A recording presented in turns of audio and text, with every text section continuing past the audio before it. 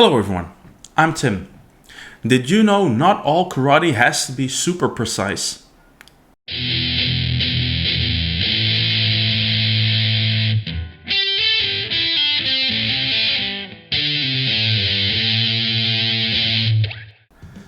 Today we're talking about an often skipped karate skill.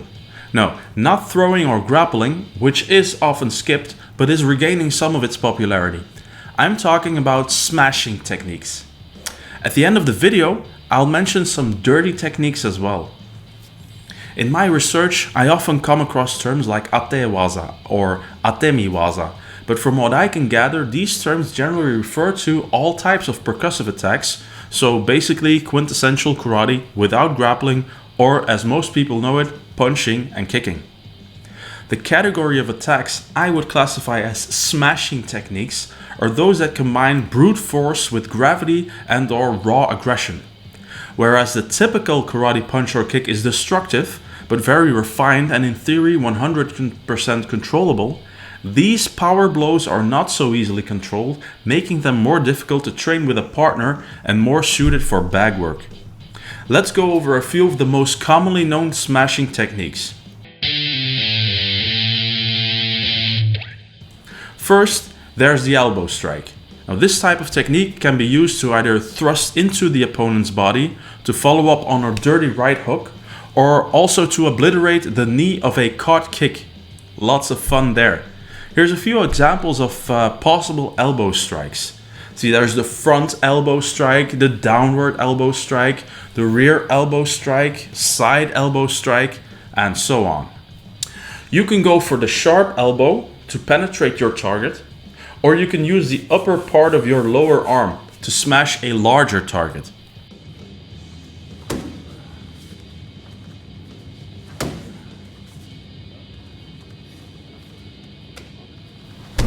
Next, there's the bicep bump. This is maybe less a smashing technique and more of a bonus technique when you're very close to your opponent. For instance, you've just deflected an attack to the face, say Aryuke, and your arm is between your opponent's head and arm. In this case, you can add an extra attack by slamming your bicep into the side of the head. Again, not so devastating as some other techniques I'm mentioning today, but a nice addition to your repertoire.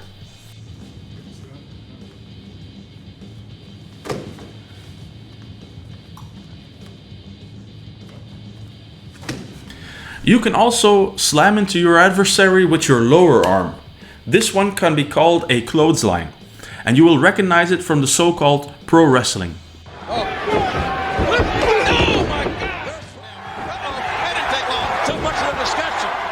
Seconds with Edge and Christian probably. Oh man! Yes, Bobby.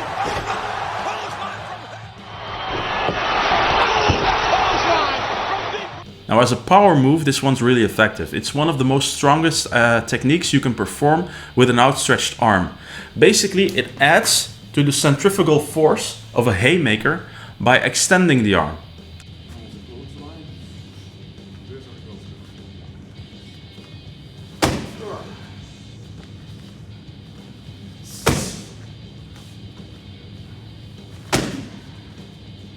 You can also use your lower arm instead of just your hand while using shutouke. For example, you hit your opponent in the neck with your lower arm instead of with your hand. Another creative way to use your body as a weapon are the shoulder dash and the chest and hip bump. Now, while in themselves they're not so clear, they can be part of the shoulder or hip throws. Now, these can be quite powerful, while one can really put some oomph in the shoulder dash or tackle in the way American football or rugby players do.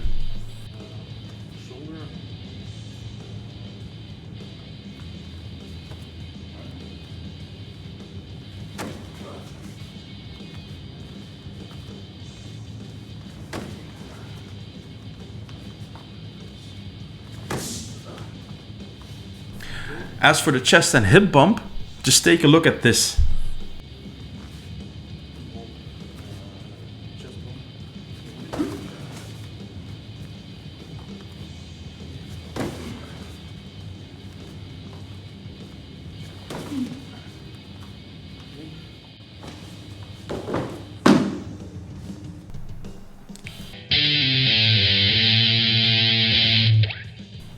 Next up, it's the knee kick, which can be given in a number of directions and can target some of our more vulnerable body parts.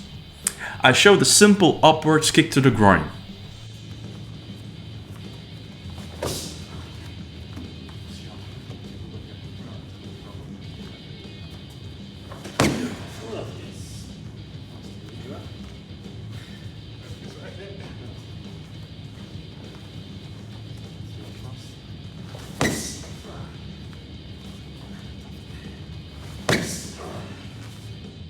Another idea is to use it sideways when you caught the opponent's incoming attack.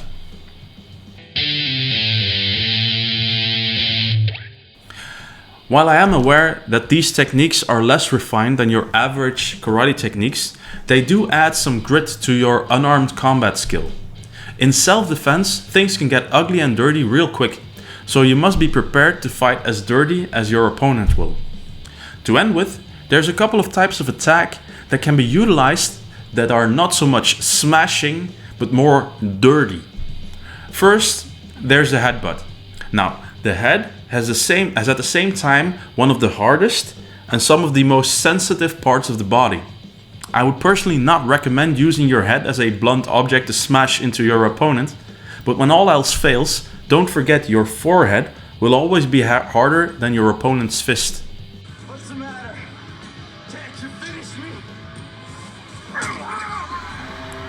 Next, there's your teeth. An argument can be made that in Naihanshi, the part where you look left and right, you are biting and tearing into your opponent's neck and face.